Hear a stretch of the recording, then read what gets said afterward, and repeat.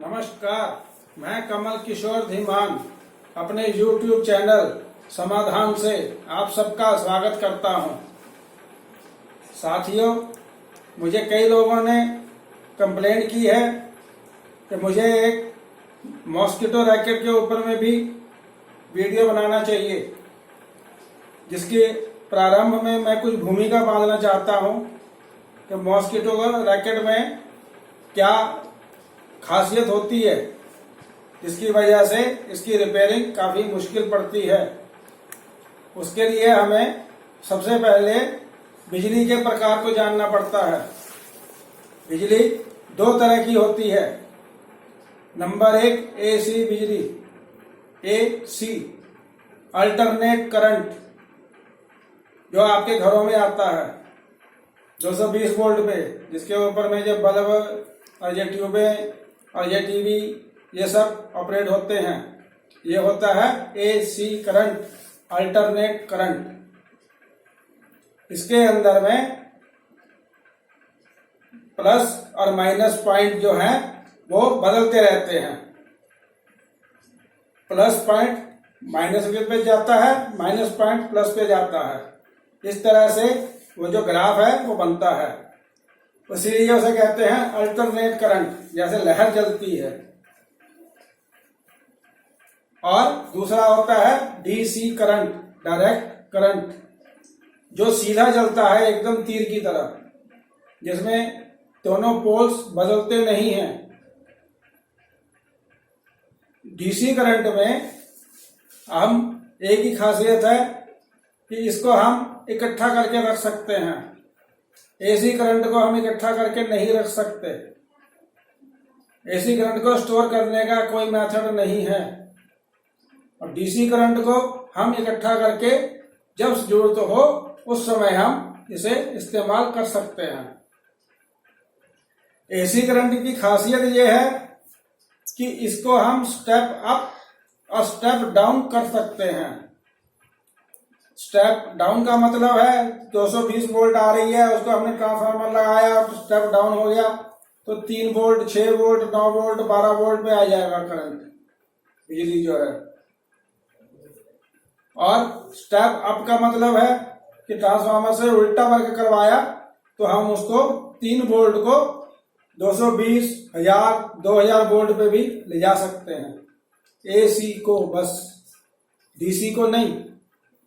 DC current में हम थोड़ा बहुत कम कर सकते हैं, वो भी रेजिस्टेंस लगाकर। रेजिस्टेंस का मतलब है कि हमने उसके आगे बैरियर लगा दिया। अगर आपकी सड़क 4 लेन की है और एक लेन पे हमने रेजिस्टेंस लगा दी तो वो 3 लेन का रह जाएगा। इस तरह से उस करंट को, उस वोल्टेज को हम कम कर सकते हैं, डीसी को। अब ये दोनों का कॉम्बिनेशन हमें कई जगहों पे भी देखने को मिलता है, जिनमें एक जगह है आपका इन्वर्टर। इन्वर्टर में 220 वोल्ट आती है, स्टेप डाउन किया 12 वोल्ट की, आगे डायोड लगा दिए, डीसी कर दी एसी से, डीसी से बैटरी चार्ज कर ली, बैटरी में डीसी करंट स्टोर हो गया। अब जब हमें वापस लेनी होगी तो 12 वोल्ट की बैटरी से हम आगे लेंगे, आगे उसको पहले एसी बनाएंगे। एसी को फिर बाद में स्टेप अप करके हम 220 में कन्वर्ट करेंगे। 220 में कन्वर्ट करने के बाद में वो फिर आपके घर में आएगी। इसी तरह से मॉस्किटो रैकेट जो है उसमें भी मेन से डीसी बन के 3 वोल्ट, 4 वोल्ट तक बैटरी में जाती है। बैटरी चार्ज होती है और वो भी जब बाद में वापस देती है करंट, तो वो 3 वोल्ट से लेके 4 वोल्ट के बीच में होता है।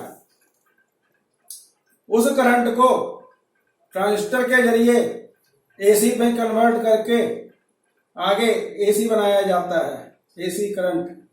उस एसी करंट को ट्रांसफार्मर लगा के 2000 वोल्ट बनाया जाता है। उस 2000 वोल्ट को बनाने के बाद में उनके आगे डायोड लगा के उनको डीसी बनाया जाता है, उस समय वो 2000 डीसी वोल्ट हो जाती है। वो आगे कैपेसिटर में जाके स्टोर हो जाती है। उसके बाद में वो जब जाली में मच्छर बैठता है, शॉर्ट होता है, तो उसको एक ही झटका लगता है 2000 वोल्ट का। हमें 220 वोल्ट के झटके में ही नानी याद आ जाती है, तो मच्छर का क्या हाल होगा। इसलिए इन दोनों टेक्नोलॉजियों में फर्क यही है कि हम इन्वर्टर में वोल्टेज समय समय पर चेक कर सकते हैं, लेकिन मॉस्किटो रैकेट में जब ट्रांसफार्मर पे वोल्टेज पहुंच जाती है, उसके बाद उसे चेक करने के लिए आमतौर पे साधारणतया कोई भी इंस्ट्रूमेंट, कोई भी सिस्टम नहीं है। जो भी सिस्टम बाजार में मिलते हैं वो 220 वोल्ट को चेक करने के होते हैं, 250 वोल्ट तक चेक कर सकते हैं, 300 वोल्ट तक चेक कर सकते हैं। 2000 वोल्ट को चेक करने का कोई मेथड नहीं है। दूसरी बात, कैपेसिटर जो है वो 2000 वोल्ट को स्टोर करके रखता है। नॉन पोलराइज्ड कैपेसिटर होता है वो, जिनके पोल्स नहीं होते, प्लस माइनस नहीं होता उसमें। कैसे ही उसको लगा दो, चाहे ऐसे लगाओ, प्लस माइनस इधर कर दो, चाहे प्लस माइनस इधर कर दो, उसको कोई फर्क नहीं पड़ता। वो दोनों तरफ से एक सही काम करता है। उसको चेक करने का भी कोई मेथड नहीं है। सिर्फ ट्रांसफार्मर की कंटिन्यूटी चेक कर सकते हैं। उसमें 3 कॉइलें होती है, प्राइमरी, सेकेंडरी और मेन, थर्ड। प्राइमरी में 3 वोल्ट से हम उसको पूरी मैग्नेटिक कॉइल बना देते हैं, और थर्ड जो है वो 2000 वोल्ट को कन्वर्ट करती है। 3 वोल्ट से 2000 वोल्ट। 2000 वोल्ट को चेक करने का कोई मेथड नहीं है। आगे डायोड भी एक तरफ से चेक हो जाएगा, एक तरफ से नहीं होगा। ये इलेक्ट्रॉनिक का मेन फार्मूला है। अब इसको किस तरह से हम आगे चेक कर सकते हैं, वो सिर्फ धूल में लटखिलाने के बराबर है। सिर्फ तुक्का मारना है कि ये कैपेसिटर चेंज करके देख लो, ट्रांसफार्मर चेंज करके देख लो, करंट कम आ रहा है तो डायोड चेंज करके देख लो, कैपेसिटर खराब हो गया होगा। ये 4-5 चीजें होती हैं, वो खराब हो जाती हैं, वो सारी बदल के देख नहीं सकते हम। फिर भी लोग बाग YouTube पे कुछ अपने मेथड अपने सिस्टम बना के दिखा देते हैं।